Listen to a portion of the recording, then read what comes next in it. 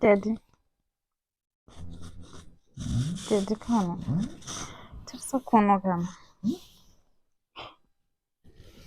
Iwe, ausiro munhu amwe akambuchera. Hey. Saka mbucha kako chowa kamwire. Mbucha. Nai Mwari, kambucha kacho zvakanaka tondiputsira musha. Ko zvakanonzi kanopa energy one. Zvinokubva wangorara uchingopedza kudutira kambucha kako kutovata unge mwana chidoko. Mukakani ko banti muwa mwakambucha ere.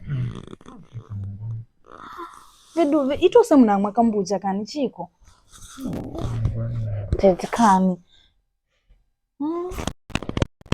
Neo saka mbucha kacho wamwiriko. Kari uri kunzwa sei? Energy yacho ofa. Heduwe. Kambucha kacho heduwe.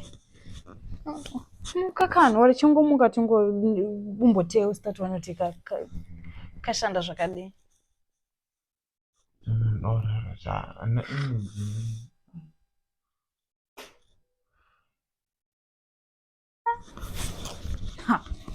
Aya. Apo ukatenga kambucha uchiti kanopa energy. Izvi zvina ndakatarisira kuti unge une energy.